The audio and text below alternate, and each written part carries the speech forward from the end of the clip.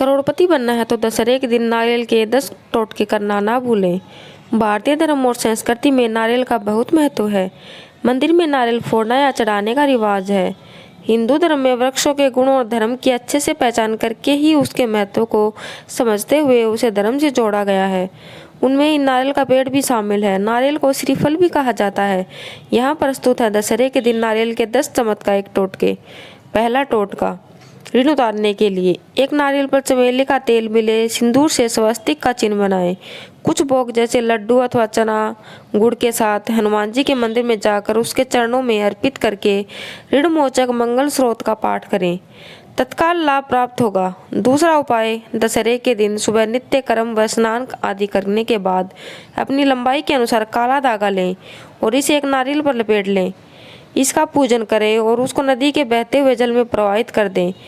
साथ ही भगवान से ऋण मुक्ति के लिए प्रार्थना करें। दूसरा टोटका, व्यापार लाभ के लिए। कारोबार में लगातार घाटा हो रहा है तो दशहरे के दिन एक नारियल 1.25 मीटर पीले वस्त्र में लपेटकर एक जोड़ा जनेऊ 1.25 पाव मिष्ठान के साथ आसपास के किसी भी राम मंदिर में चढ़ा दें, तत्काल ही व्यापार चल निकलेगा। तीसरा टोटका, यदि रुपया टिक नहीं रहा है या सेविंग नहीं हो पा रही है तो परिवार में आर्थिक संकट गिर जाता है। ऐसे में दशहरे के दिन माता लक्ष्मी के मंदिर में एक जटा वाला नारियल, गुलाब, कमल पुष्प माला, 1.25 मीटर गुलाबी सफ़ेद कपड़ा, 1.25 पाव चमेली, दही, सफ़ेद मिष्ठान, एक जोड़ा जनेऊ के साथ माता को अर्पित करें। इसके पश्चात माँ की कपूर व देसी घी से आरती उतारें तथा श्री कनकधारा स्रोत का जाप करें। आर्थिक समस्याओं से छुटकारा मिलेगा। चौथा टोटका, काल सर्प या शनि दोष हेतु। शनि, राहु या केतु जनित कोई समस्या हो, कोई ऊपरी बाधा हो, बनता काम बिगड़ रहा हो, कोई अनजाना भय आपको भयभीत कर रहा हो अथवा ऐसा लग रहा है कि किसी ने आपके परिवार पर कुछ कर दिया है, तो इसके निवारण के लिए दशहरे के दिन एक जलदार जटा वाला नारियल लेकर उसे काले कपड़े में लपेटें। 100 ग्राम काले तिल, 100 ग्राम उड़द की दाल तथा एक कील के साथ उसे बहते जल में प्रवाहित करें। ऐसा करना बहुत ही लाभकारी होता है। नंबर 4, जिन लोगों की कुंडली में कालसर्प दोष हो या राहु केतु अशुभ फल दे रहे हों तो सूखा नारियल या काला सफ़ेद रंग का कंबल दान करना चाहिए। ऐसा करते रहने से उक्त दोष दूर हो जाता है। पांचवा टोटका, सफलता हेतु। यदि कोई काम काफ़ी प्रयास के बावजूद सफल नहीं हो पा रहा है तो आप एक लाल सूती का कपड़ा लें और उसमें रेशे युक्त नारियल को लपेट लें और फिर बहते हुए जल में प्रवाह कर दें।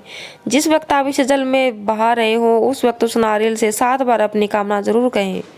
छठा टोटका, बीमारी या संकट हटाने हेतु। एक साबुत पानीदार नारियल लें और उसे अपने ऊपर से 21 बार वार कर किसी रावण दहन की आग में डाल दें। ऐसा घर के सभी सदस्यों के ऊपर से वार कर करेंगे तो उत्तम होगा। इसके अलावा हनुमान जी के मंदिर में जाकर हनुमान चालीसा पढ़ें और उनको चोला अवश्य चढ़ाएं। सातवां टोटका, स्थायी नौकरी हेतु। दशहरे के दिन नारियल के छिलकों को जलाकर भस्म तैयार करें और उसमें नारियल का ही पानी मिलाकर उसकी लुगदी बनाएं। फिर उस लुगदी की 7 पुड़िया बनाएं, जिसमें से 4 पुड़िया घर के चारों कोनों में रखें। उसमें से 1 पुड़िया घर की छत पर, 1 पीपल की जड़ में और 1 अपनी जेब में रखें। ये सावधानी रखें कि इस पर किसी की नज़र और परछाई न पड़े। जब 7 दिन व्यतीत हो जाएं तो सभी पुड़िया एक जगह पर इकट्ठे कर लें। फिर उनमें से 1 पुड़िया उस स्थान पर रखें जहां आप आजीविका कमाना चाहते हैं, वहां के उसके द्वार के किसी कोने में छिपा कर रखें। हालांकि ये टोटका किसी जानकारी से पूछकर करेंगे तो उचित होगा। 8वां टोटका, संकट से मुक्ति हेतु। दशहरे के दिन एक दिन पहले एक नारियल लें और उसको अपने सिर के पास रखकर सो जाएं। सुबह उठकर किसी नदी में नारियल प्रवाहित करें। ध्यान रहे कि नारियल प्रवाहित करते हुए इस मंत्र का जाप करें, ओम रामदूताय नमः। 9वां टोटका, श्री गणेश और धन की देवी महालक्ष्मी का पूजन करें।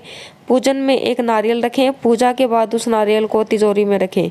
रात के समय इस नारियल को निकालकर किसी राम मंदिर में अर्पित करा दें। भगवान श्री राम से निर्धनता दूर करने की प्रार्थना करें। 10वां टोटका, जीवन भर रहेंगे मालामाल। दशहरे के दिन गणेश जी और महालक्ष्मी की विधि विधान से चौकी सजाएं।